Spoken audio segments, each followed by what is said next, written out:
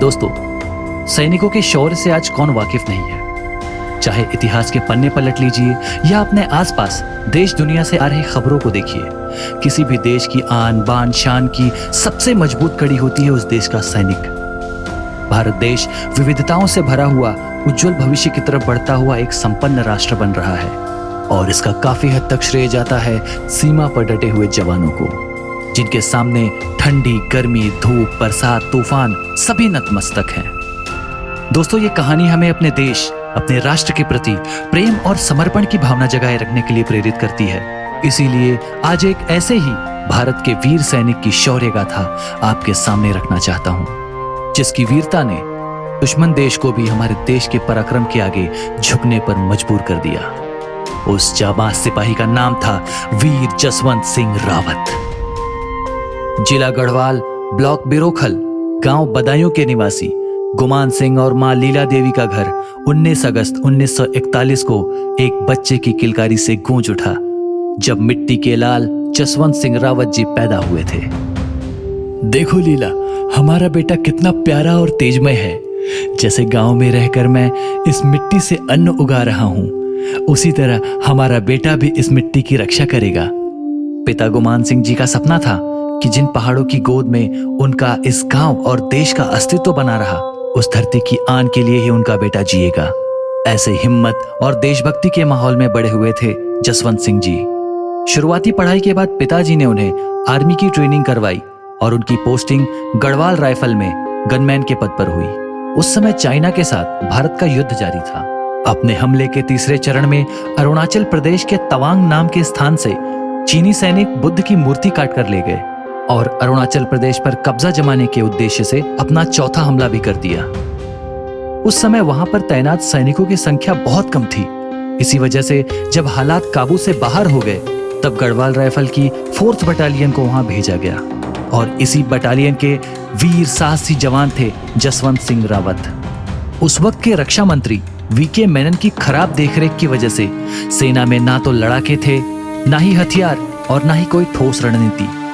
और वहीं दूसरी तरफ चाइना अपनी पूरी ताकत से हमला कर रहा था। हर मोर्चे पर चीनी सैनिक भारतीय सेना पर हावी होते जा रहे थे। सर, नूरानांग पोस्ट से सोल्जर अहलावत रिपोर्टिंग सर। दुश्मन सेना बढ़ती जा रही है। हमारे हथियार, गोला बारूद सब खत्म हो रहे हैं। आगे आगे क्या ऑर्डर है सर? जवाब दीजिए। ओवर। और भारतीय सेना को पीछे हटते हुए गढ़वाल राइफल की 4th बटालियन को भी वापस लौटने का आदेश मिला। लेकिन वीरता का परिचय देते हुए जसवंत सिंह जी अपने 2 साथियों लांस नायक त्रिलोक सिंह नेगी और गनमैन गोपाल सिंह गुसाई जी के साथ वहीं डटे रहे। वापस लौटने का तो सवाल ही नहीं उठता गोपाल जी। इन रगों में खून जब तक दौड़ेगा, इन सारे चीनियों पर मौत बनकर टूटेगा। इरादा तो हमारा भी नहीं है, पर जो होगा देख लेंगे और इनकी ईंट से ईंट बजा देंगे। इस दिन के लिए तो जिए थे, आखिरी दम तक लड़ना और शहीद होना। आज तो सानू विचोला रंगना है ए धरती माँ के लिए। पर चीनी सैनिकों के बढ़ते दबाव के कारण उन्होंने अपने साथियों को भी जाने के लिए कह दिया, क्योंकि जीते जी उन्हें अपने साथियों की जान गंवाना मंजूर नहीं था। गोपाल जी, त्रिलोकपा जी, आप सभी पीछे जाइए और कोशिश कीजिए हमारे सीनियर्स को यहाँ के हालात पता चले। तब तक मैं इन्हें रोक कर रखूंगा, आप लोग जाइए। पर वीरे बाजी, यहाँ ना इतना गोला बारूद है और ना ही इतनी रसद कि हम तीनों के लिए पूरा पड़े। आप लोग जाइए और मदद ले आइए, तब तक मैं यहाँ डटा रहूंगा। जसवंत ठीक कह रहा है त्रिलोक, हमें जाना ही पड़ेगा। हमें मदद लानी ही पड़ेगी त्रिलोक, वरना ये चेक पोस्ट भी हमारे हाथ से निकल जाएगा। ठीक है वीरे, पर ख्याल रखिए। जसवंत जी ने हाँ के लहजे में सर हिलाया और उन दोनों को रवाना कर दिया। और अब इतिहास में एक और नाम सार्थक होने वाला था। वीरता की मिसाल में देने वाली कहावतों में एक और नाम जुड़ने वाला था, क्योंकि अब नूरानांग की पोस्ट पर उन चीनी सैनिकों का सामना एक हिंदुस्तानी शेर के साथ होना था। जसवंत सिंह जी ने ठान लिया था कि जीते जी मैं इन घुसपैठियों को मेरी धरती माँ का आंचल रौंदने नहीं दूंगा। और उन्होंने सबसे पहले पोस्ट पर बची हुई बंदूकों को जमा करके एक कतार में लगा दिया और खाने पीने की रसद का बंदोबस्त वहां पर रहने वाली 2 बहनें नूरा और शैला कर रही थी। और शुरू हुआ युद्ध, 1 वर्सेस ऑल।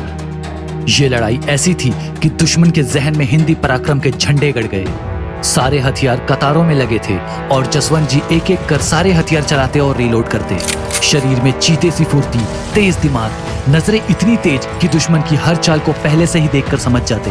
दुश्मन की हर गोली, हर ग्रेनेड, हर वार का जवाब उसके उसी लहजे में वो दे रहे थे। चीनी सैनिक परेशान हो चुके थे, थकावट से पस्त हो रहे थे। वो यही सोच रहे थे कि वो पूरी बटालियन से लड़ रहे हैं और यहाँ चीनियों को नाको चने चबवाते हुए जसवंत सिंह जी डटे हुए थे। ये लड़ाई लगभग 72 घंटों तक चली। यहाँ पोस्ट पर डटे हुए उन्होंने अकेले 300 चीनी सैनिकों को मौत के घाट उतार दिया। रसद की आपूर्ति करने वाली दोनों बहनों में से एक नूरा गलती से चीनी सैनिकों के हाथ लग गई। उम्र में कम उस बच्ची से जोर जबरदस्ती से सारा माजरा उन्हें समझ आ गया। फिर भी उनकी इतनी हिम्मत नहीं हुई कि वो पोस्ट पर धावा बोल सके। नूरा के पकड़े जाने के बाद शैला की भी एक हैंड ग्रेनेड की चपेट में आकर शहादत हो गई। पर जसवंत सिंह जी अभी भी दुश्मन के परखच्चे उड़ाने में कोई कमी नहीं कर रहे थे।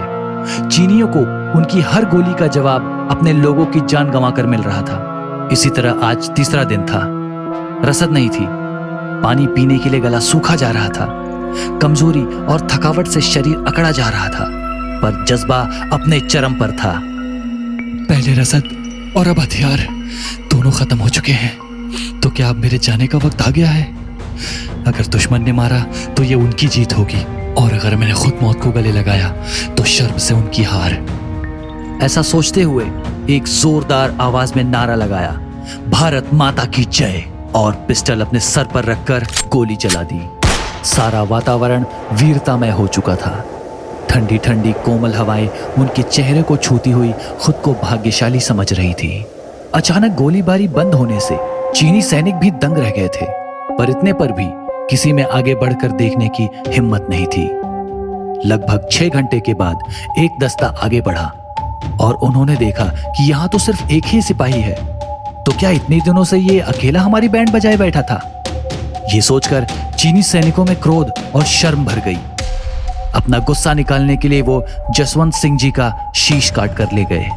20 नवंबर 1962 को युद्ध विराम की घोषणा हुई, जिसमें भारतीय सैनिक के शौर्य और पराक्रम का आदर करते हुए चीनी कमांडर ने जसवंत सिंह जी का शीश वापस लौटाया और वीर जसवंत सिंह जी की कांसे की बनी हुई मूर्ति भेंट की।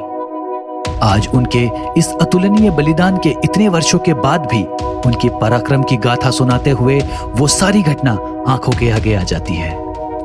हिंदुस्तानियों की वीरता और उनके साहस की ये कहानियां पूरे विश्व में हमारी सेना का गौरव बढ़ाती हैं। आज हमारे दुश्मन देश हमारी तरफ तिरछी नजर करने से भी कतराते हैं, और इसका श्रेय सिर्फ भारतीय सैनिकों के पराक्रम और उनकी वीरता को जाता है। दोस्तों, हम चाहे जिस कार्यक्षेत्र में हों, हमें अपना काम करते हुए ये जरूर ध्यान में रखना चाहिए कि कहीं ना कहीं हमारे काम से हमारे देश की गरिमा भी जुड़ी हुई है। फिर चाहे वो कचरा साफ करने वाला एक सफाई कर्मी, देश चलाने वाला कोई नेता या व्यापार करने वाला कोई व्यवसायी ही क्यों ना हो। तो आप सभी मेरे साथ कहिए, भारत माता की जय। जय हिंद। मिलते हैं आपसे अगले किसी महान शख्सियत की कहानी के साथ। तब तक के लिए जय हिंद, वंदे मातरम।